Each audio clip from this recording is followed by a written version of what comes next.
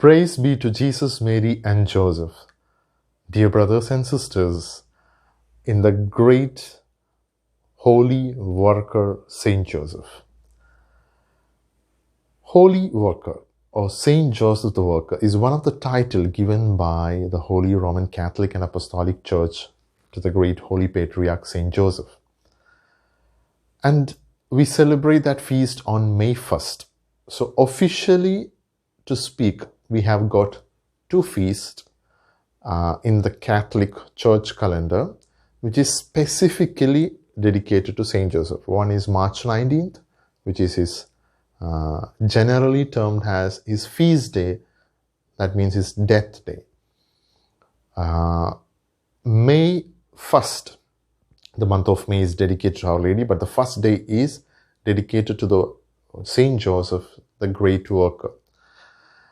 And it's not just because of any other worldly viewpoint of work. It's much above that supernatural level of work. We see in the Old Testament, especially in the book of Genesis, after the fall and the sin of Adam, he was put away from the Eden Gardens, from the terrestrial paradise, together with Eve.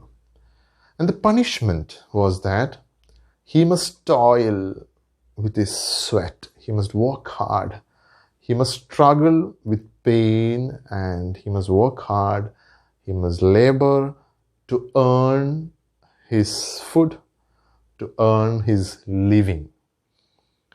And the one who was called to do the reparation for it, of course, we know it's our Lord Jesus Christ, because St. Paul says that the first Adam was from earth, and he was earthly, and he was worldly, from the world.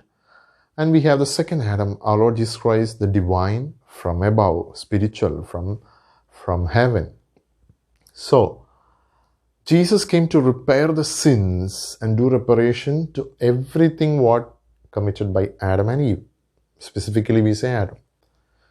But before Jesus Christ was born on this earth, we had another Adam who is so close to the second Adam, our Lord Jesus Christ, that is Saint Joseph. He worked hard from his very childhood. He worked with so much dedication, and he worked as a carpenter, a symbol which is almost like a humiliating job for a king, a descendant of David. But he took it. And there he did the reparation to everything what Adam and all the others had done. And how the reparation? He worked, suffered with his sweat, with everything, but in every sweat, in every work, in everything what he does, he imitated exactly like the Blessed Virgin Mary had done. And that's what his breath, his words, his work, any work he was doing, cutting the wood, sharpening it or shaping it, smoothing it, everything he did out of love for Lord Jesus Christ, out of love for God. There is the magnificence of working, the labor. It's not just doing any work because I have to do. Whatever work God has entrusted you, do it with full love for God. Love for God, to glorify God, and for the sake of God. That's magnificent. This we could see clearly in the life of Our Lady. When she used to work, the smallest thing, St. Louis de Montfort teaches in the True Devotion to Mary, the smallest thing what she used to do, even opening a door, washing a plate, or cooking, everything was filled with love for God. And everything was for God and for glorification of God. The same thing St. Joseph. He imitated in all this perfectly Our Lady. And he was so united with Our Lady that he was ready to do any work, any job for the sake of God, for the glorification of God, for the love of God. So this is the basis. Everything for God and for His glory and out of His love. Now let's go to the Nazareth, family of Nazareth. We see that was another adoration chapel where Jesus was there, the King of Kings and the Lord of Lords, the Eucharistic Lord. And He was adored in a competition, we can say. It's competing adoration between Our Lady and Saint Joseph. It's not in the worldly sense or in the worldly understanding of competition, but in the holy sense. It's like both want to love and adore our Lord so much, because for them He is their Son, but at the same time He is their Creator. That's great. And now we saw anytime we work, we are called to work with this higher perspective to love God. And for the sake of the love of God, for glorifying God, and for God, everything we do. But for Saint Joseph and Our Lady, the God was in front of them. So they could work and do everything loving and adoring the God. That's something extraordinary and amazingly great. Imagine to do some work in front of the Blessed Sacrament. Normally we don't do, because out of honor and reverence and adoration, we only offer our pain, sufferings and prayers and reverence and adoration in front of the Blessed Sacrament. But Saint Joseph and Our Lady also did the same thing, but in front of the live Eucharist, in front of the alive, living Eucharist, Jesus Christ. In front of Him they did everything, they performed everything, but in such a noble, elegant, very honorable and extraordinarily marvelous way. That's very difficult to say and depict. Even in the revelations of the private revelations regarding Our Lady and Saint Joseph, it's still less than the greatness, the marvelous nobility of the behavior what Our Lady and Saint Joseph had. Even though they were poor externally, interiorly they were so rich with graces and love for God. That was something marvelous. And we see this, the perpetual adoration being done to our Lord Jesus Christ. At the same time, they used to work everything like normal. And our Lord Jesus Christ worked together with our Lord by elevating any work, any job, very specifically the carpentry work, because that's what He did, because His Father was doing that. And He exactly did that work, suffered, took the pain with the sweat, everything. But we see in our Lord and Saint Joseph, in every sweat, in every breath, they were the perfect slave and lovers and adorers of our Lord Jesus Christ.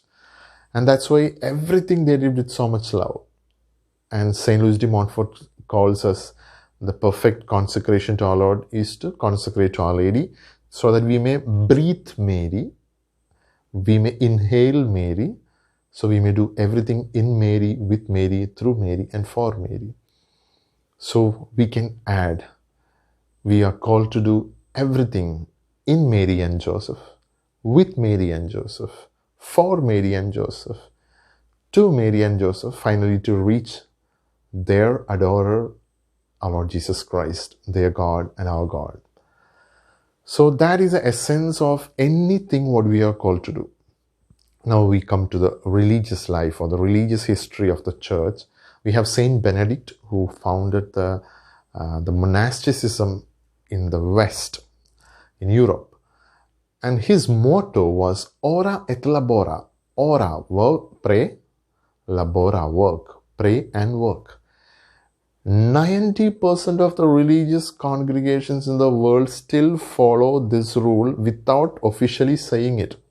They pray at the same time they work. Now, the work never should be extra and over exceeding, and the prayer also should not. It means both should go hand in hand. There is a famous phrase which is very much commonly used in the modern and even the old world. Work is worship. In the philosophical term, this was twisted and diverted to make it, even the atheist used this name. Even they used to take this phrase. So if you want to worship God, just work. It's not just like that. If you do any work, whatever you do, whether it's work or not, whether it's paid or not, anything you do in your day-to-day life, cleaning, washing, cooking, carpentry work, any work like our Lord did with Our Lady and Saint Joseph, it's always done for the love of God, for the glorification of God. Then that work can be made adorable, like Saint Joseph did. He adored the infant Jesus in front of him. He used to love him, and he used to, from their hearts, from the hearts of Our Lady and Saint Joseph, used to come automatically. It's like a second nature. The act of love, the act of adoration, the act of humility, the act of faith, everything used to come very commonly and very often from the heart, more than from the mouth of Saint Joseph and Our Lady. And thus they made their ordinary menial daily work into noble, sublime, elevated, supernatural level. That is really making a normal work into the level of adoring God, praising God, magnifying God, glorifying God, and loving God. That's great. That's amazingly great from the part of Saint Joseph and Our Lady. And it's not easy. It's a big challenge. We are called to imitate them in, and this challenge we need to attain.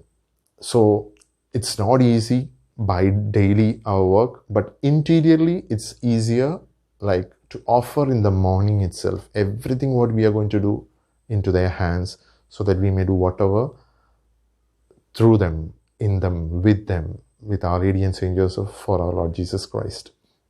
We see in the gospel another speciality of work and prayer and contemplation. Prayer or contemplation, we can say. We see the sisters, the great two sisters in the gospel, Martha and Mary, St. Mary Magdalene and St. Martha. In the Gospel of St. Luke chapter 10 verse 42, we see where our Lord came and Mary sat at the feet of Jesus, at the foot of Jesus. And Martha was worried about all the practical things. And she came and gave a complaint to our Lord, because she is there, I am to work all alone, I am working. Because till that time she was working, it's good.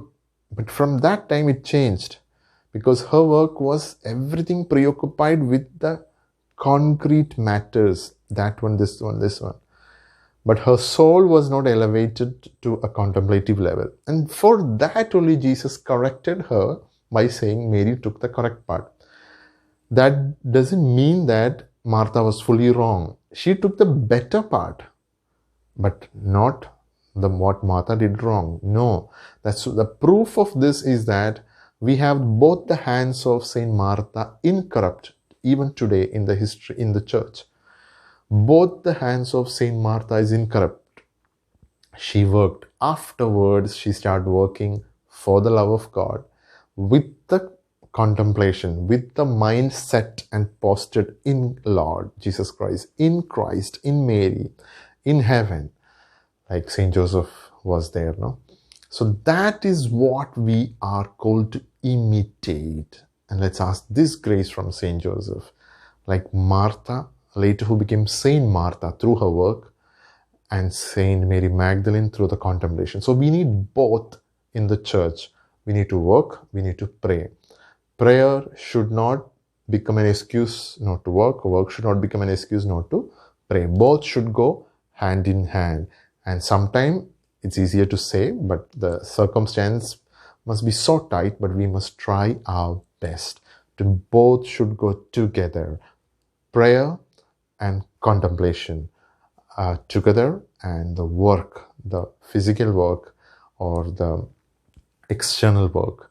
We see in the letter of St. James, he said, faith without works is useless. So he speaks so much. So faith, so we can also add to that a prayer without work is also useless. So prayer should be there, and the work should be made as a prayer, and prayer also should always accompany any work. And that will make any normal job or work in this world, which will be raised to something noble and sublime, and which was offered to God, like Our Lady and Saint Joseph. May Saint Joseph grant this grace to all of us.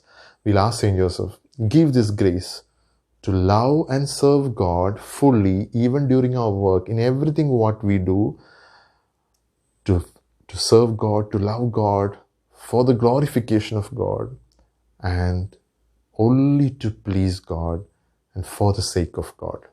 May Saint Joseph make us a perfect sons, children, and slaves of the Holy Family. May Jesus, Mary, and Joseph bless you all.